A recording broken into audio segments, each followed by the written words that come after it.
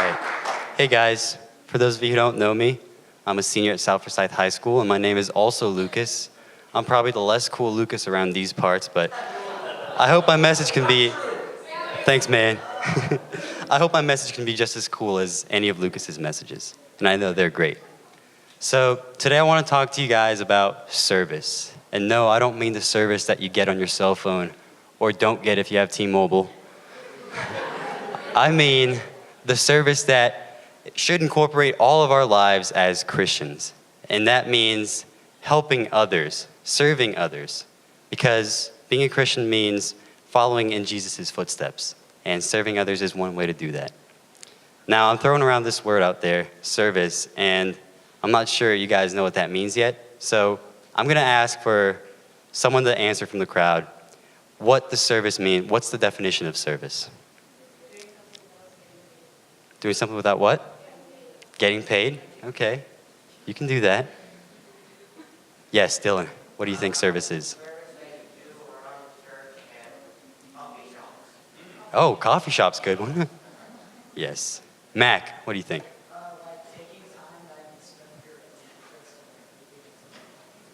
Help others? Okay, I like the word help in there because service essentially means help. But that's the definition of service. It's kind of surface level that service means you're helping others. I want the goal of my lesson today to be not what the definition of service is, but what service should mean to those you are helping and what service should mean to you as a person so that you can continue serving others as you grow in your Christian faith. So I know that my boy Ryan, shout out to Ryan over there, he talked about his mission trip to Ecuador. And that's a form of service. He helped other people through the church in Ecuador. That's a form of service. You're helping others, right? And I know that in society, especially where we live, finding service opportunities is not that hard to do. If you go to school or you go to church, obviously you're here, so you obviously go to church, but it's not that hard to find service. In church, you can go on international or national mission trips, or you can just help out around the community. You can volunteer to be up front at the desk, like Mac over here and Grayson. And at school, we have these things called National Honor Societies. I don't know about you middle schoolers, but in high school, National Honor Society is kind of a big thing. And one way we get our hours or points for National Honor Society is through community service. And it's a ton of National Honor Society. It doesn't have to be the National Honor Society. There's a French National Honor Society. I'm in that. I don't even know why it exists, but I'm an officer of it. There's a Social Studies National Honor Society. There's all these kinds of National Honor Societies.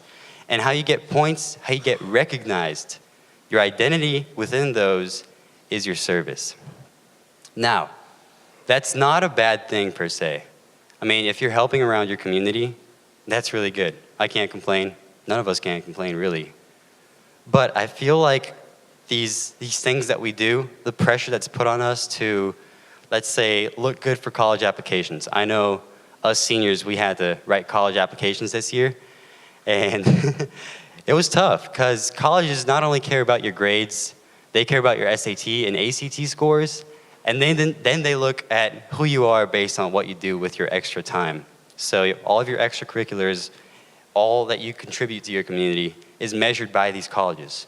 And sure, it's not a bad thing that, we're encouraged to do good around our community.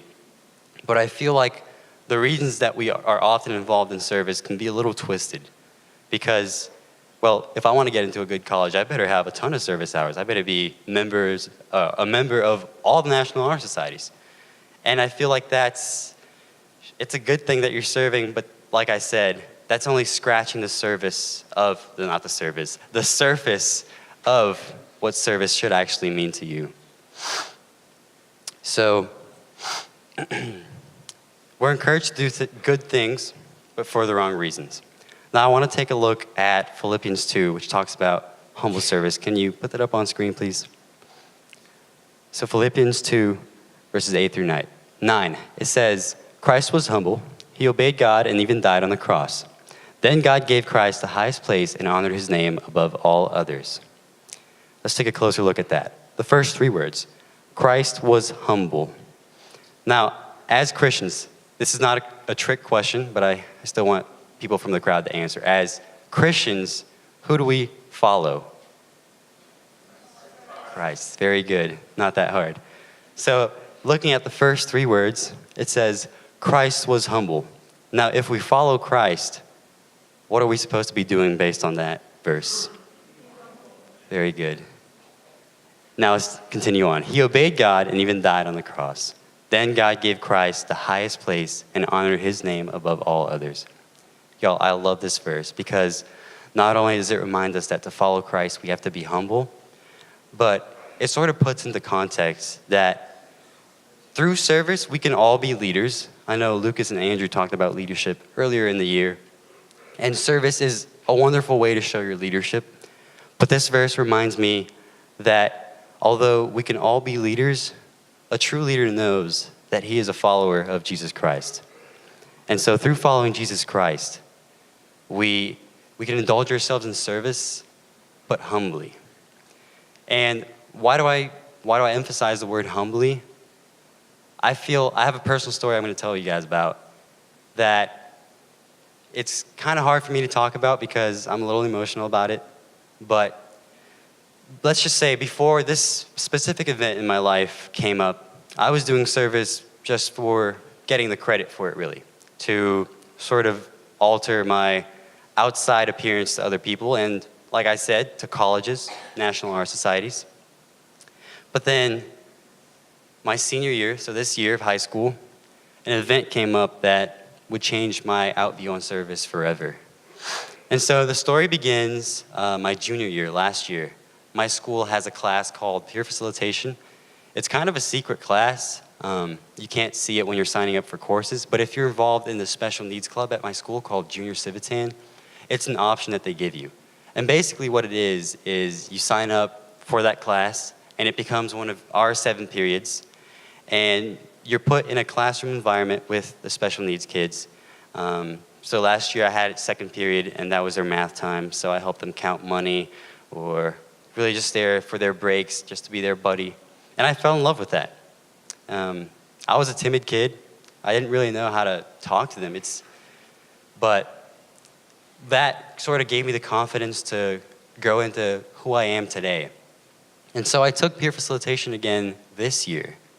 And this year, I have peer facilitation 6th period, and that's helping out special needs kids in their PE time. So I play basketball with them. And one of the kids, Carter, he absolutely loves basketball.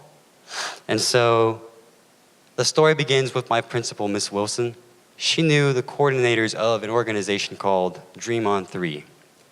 And Dream on 3 is like, do you guys know of the Make-A-Wish Foundation? Yeah. So Dream on 3 is like that. They like Make-A-Wish, they find kids who are terminally ill and they make their last wish come true. But Dream on 3 is a little bit different. They find kids with special needs. They don't have to be terminally ill, but they find kids with special needs, and it's only sports dreams that they want the kids to have come true. That's like the name, Dream on 3, what you do in a huddle, dream 1, 2, 3, dream. So what they are is they're an organization based in Charlotte, North Carolina, and like I said, they make all these special needs kids' sports dreams come true. And so when my principal saw this incoming freshman with Down syndrome, Carter, she thought he was a perfect candidate for a Dream on 3 dream. And so she got in touch with her friend, one of the coordinators, and they said, yeah, we can make this dream come true. We can, since he likes basketball, we can bring him to the NBA All-Star game. And so we got in touch with Dream on 3 over the summer, and Miss Wilson gathered a group of 12 students who worked closely with Carter to basically organize fundraisers throughout the year and just try to rally the school behind Carter. And then eventually his sister Carly, who joined in because she liked cheerleading, so combining both of their dreams into one, you can see cheerleading and basketball at the NBA All-Star game. But she needed students who would be willing to come up with ideas for fundraisers and try to rally the school behind Carter and Carly, because as sad as it is to say, it's kind of a once-in-a-lifetime opportunity.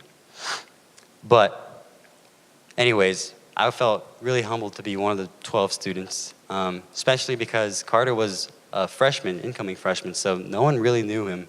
And it was really great to get to know him And we ended up growing really close because, like I said, I had PE with him every day, and we played basketball together.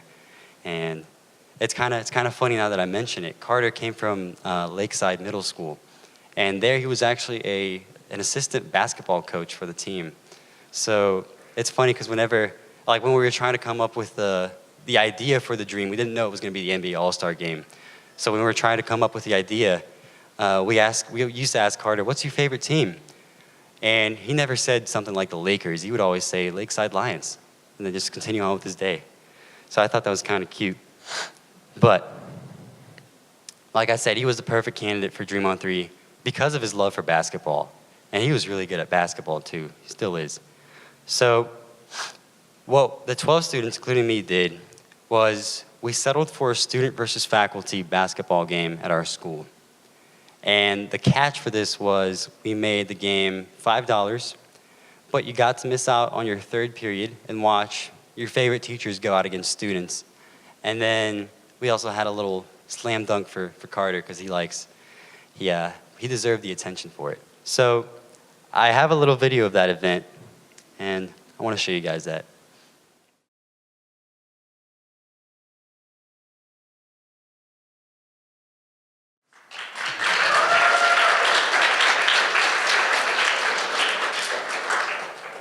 So like I said, the Junior Dream team that I was part of, we organized this whole basketball game.